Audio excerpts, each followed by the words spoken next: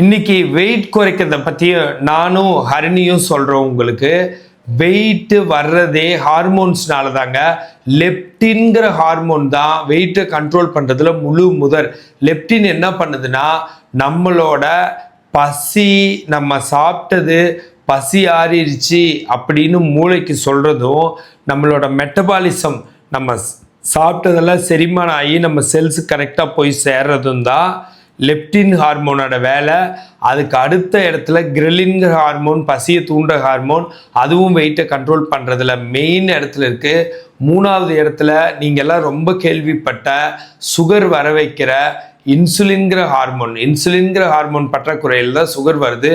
அது வெயிட்டுக்கும் ஒரு ரீசனாக இருக்குது. ஏன்னா மெட்டபாலிசத்துக்கு அதுதான் காரணம்.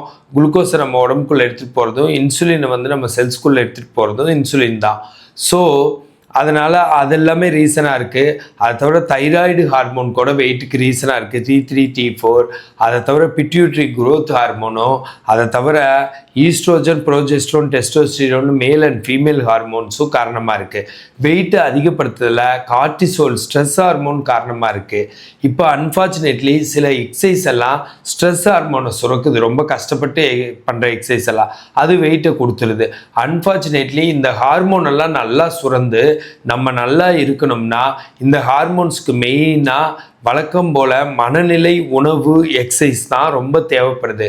மனநிலையில் ஸ்ட்ரெஸ்ஸு, டிப்ரெஷன், ஆங்ஸைட்டி இருந்தால் இந்த ஹார்மோன்ஸ் எல்லாம் சரியாக வேலை செய்யாமல் வெயிட்டை ஏற்றி விட்ருது. மன அழுத்தம், சோகம், போர் அடிக்கிற லைஃபு இதெல்லாம் இருந்தால் ஏற்றி விட்ருது. இதே பாசிட்டிவான மனநிலை, அன்பு, ஃப்ரெண்ட்லி, அப்புறம் ஒரு பாசம், ஒரு லவ், அப்புறம் ஒரு ஹாப்பினஸ், மகிழ்ச்சி எல்லாம் இருந்தால் வெயிட்டு கண்டிப்பாக நார்மலாக இருக்குது. இதை தவிர உணவும் வெயிட்டில் ஒரு மெயின் இடத்த வைக்குது. நார்ச்சத்து இருக்கிற உணவும், பழங்கள், காய்கறிகள் அதிகமாக சேர்த்துக்கிற உணவும் தேவைப்படுது. தண்ணி நிறைய குடிக்கிறதும் தேவைப்படுது வெயிட்டுக்கு.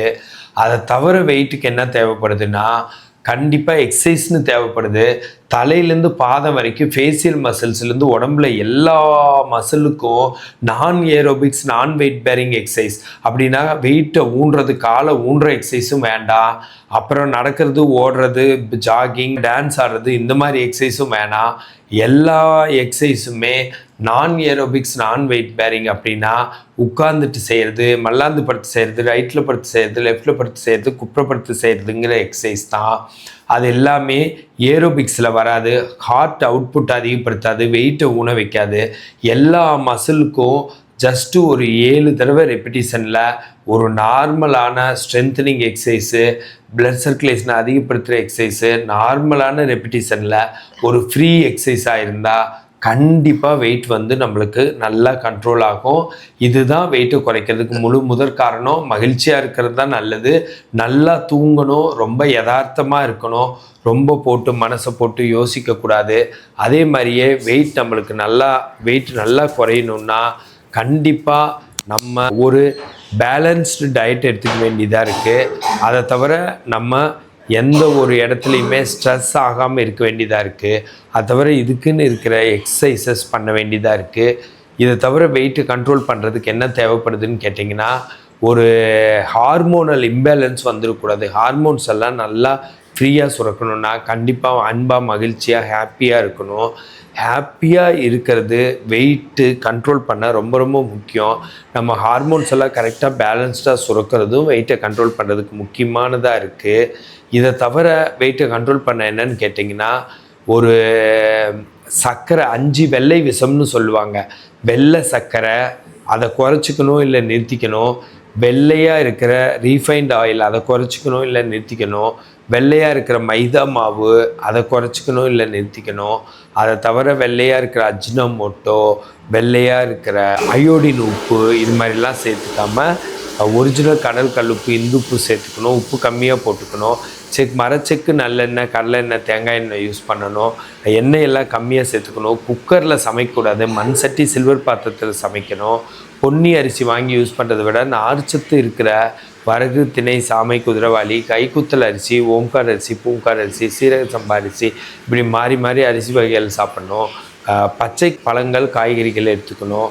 மாவு ஐட்டத்தை குறைச்சிக்கணும். அப்படி பார்த்தா இட்லி, தோசை, பூரி, சப்பாத்தியை குறைச்சிட்டு சாப்பாடு நல்லா சாப்பிட்லாம். அண்ட் அதோட காய்கறிகள் அதிகமாக சேர்த்துக்கலாம். பச்சை காய்கறிகள் பழங்கள் சேர்த்துக்கலாம். ஒரு நாளைக்கு 2 தடவை கூட உணவு எடுத்துக்கலாம். காலையில் 9 மணி 10 மணி 11 மணிக்குள்ளேயும், சாயந்தரம் 4 மணி 5 மணி 6 மணிக்குள்ளேயும். நைட் சாப்பாடு சீக்கிரம் சாப்பிட்டோம்னா தொப்பை வராமல் இருக்கும், வெயிட் ஈவனாக சர்க்குலேட் ஆகும், வெயிட் ஈவனாக இருக்கும். இந்த மாதிரி ஹெல்த் டிப்ஸ் வேணுன்னா என்னை ஃபாலோ பண்ணுங்கள். ஃபிசியோதெரப்பி கன்சல்டேஷன் வேணுன்னா எனக்கு கால் பண்ணுங்கள். ஃபிசியோதெரபிஸ்ட் நல்ல ஆப்பர்ச்சுனிட்டிஸ் வேணுன்னா எனக்கு கால் பண்ணுங்கள். This Prakash physiotherapy.